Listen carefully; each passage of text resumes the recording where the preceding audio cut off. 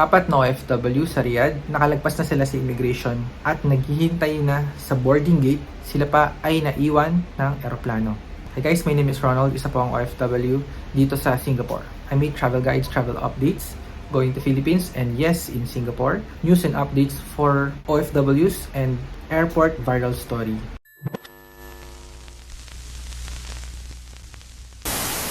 Hi guys, welcome back. So nangyari nga to June 8 sa Riyadh Airport. Merong apat na OFW na naiwan. Tapos 2 days na silang naghihintay doon sa boarding gate at hindi pa sila nakakakain. Kasi nga guys, ang work nila sa abroad is DH. So yung flight ticket na pinambili nila ay galing sa agency. Merong cases din, yung employer bibili mismo ng flight ticket nila. So guys, let's watch the full story. This is from Sir Bong Concha. So, nag-live tayo ngayon saglit kasi manawagan tayo. Baka sakaling mayroong mabubuting puso dyan na mga OFW na sa loob po ng immigration dyan sa Riyadh. Meron pong apat na OFW ang naiwanan ng eroplano dyan po sa Riyadh kahapon ata. Dapat uuwi na sila ng Pilipinas sa kanilang Flynas. Pero nagkamali sila ng pinuntahang gate at hindi nila tiningnan siguro yung boarding pass hanggang sa huli na nang malaman nila na mali pala yung gate na napuntahan nila kaya hindi sila nakasakay ng eroplano. Ngayon nandoon po sila sa immigration, yung isa nakalabas muna, nakabalik sa amo, napayagan, samantalang itong tatlo nandito ngayon sa loob ng immigration, hindi pa kumakain. So ayan, sila po ay okay na lang. Sila po ay hindi pa kumakain since kahapon. Nandyan po sila sa Terminal 3 sa loob po ng immigration diyan sa Riyadh.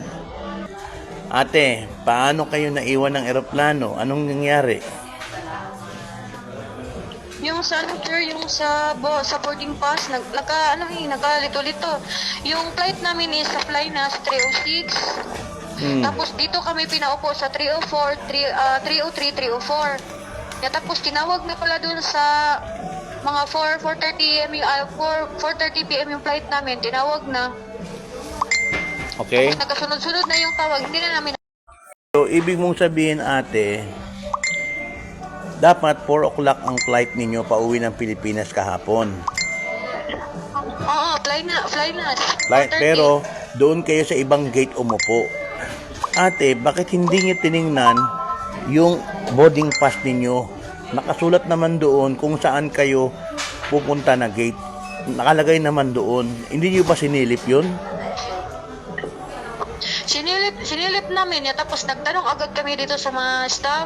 Tapos sinabi niya, dito lahat na flight ng Flynas. Sabi ko, bakit dito na iba din sa bagit na upuan? Iba din? Siya lahat yan, pa-flight ng Flynas dito na kayo upo. Tapos sinawag na yung pinuntahan namin. Ayun na, delay lang kami ng minutes. Nakano na yung aeroplano, nakalipad lang. Tapos doon, bumaba kami sa immigration, humingi kami ng tulong. Tapos sinabi nila, pabuot na naman ang ticket daw. Kontakin yung mga amo at saka kung sino pa ang makakatulong sa amin. Ate, apat kayo, Hindi kami pinalabas. Malaking bayarin sa aeroplano po yung babayaran ninyo. Anong sabi ng agency ninyo? Magbabayad ba sila ng panibagong ticket ninyo?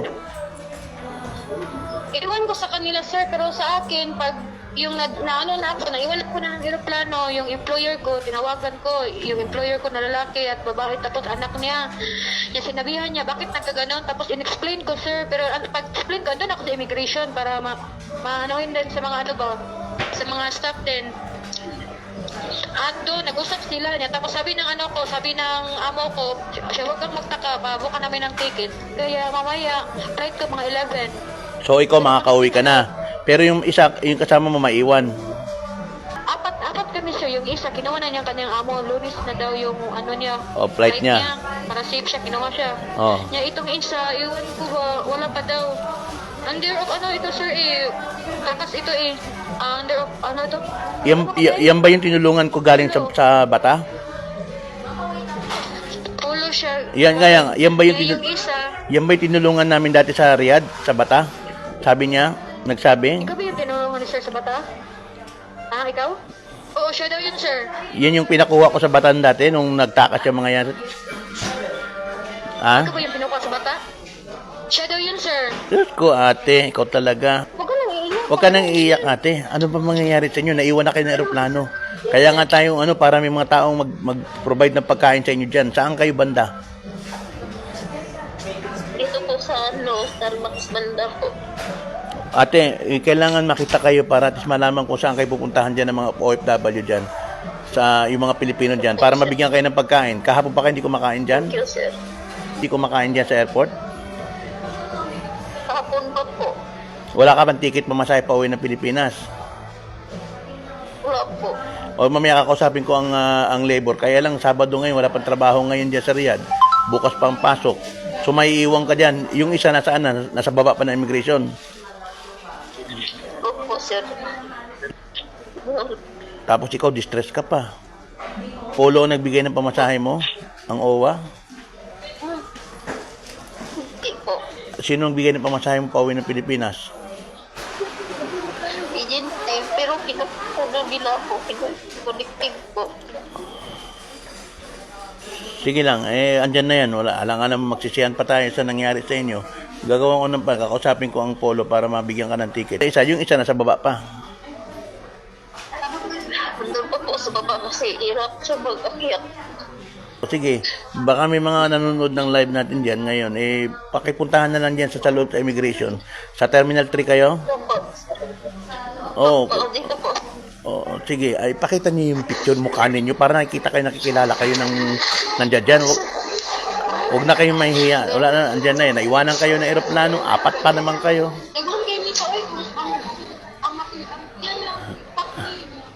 Ikaw yung tinulungan ko dyan sa bata na tumakas sa agency?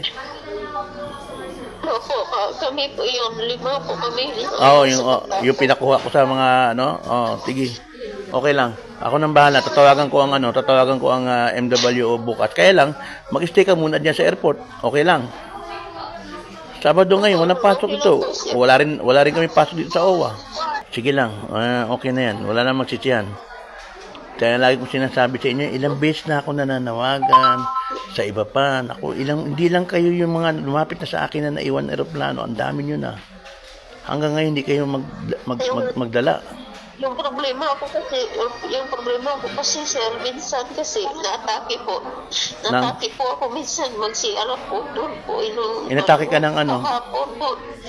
Doon po ako untog po yung ulo ko doon kasi sobrang hilo ko na po. Kasi dahil po yan sa Sige lang, mag-stay ka na nandiyan sa loob ng immigration. Maghahanap tayo ng magpapakain sa inyo dyan. Okay?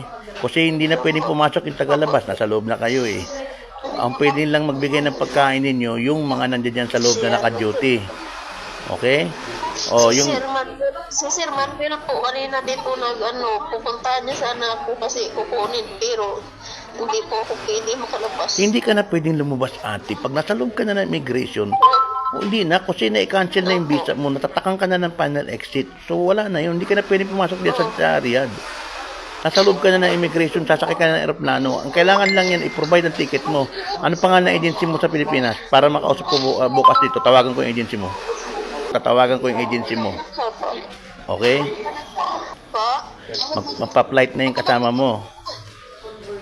Opo, magpa-flight po yung kasama ko po, yung dito po kasama ko. Tapos, yung isa po, hindi ko alam kung mayroon na siyang ticket. Sige lang ate, walang problema.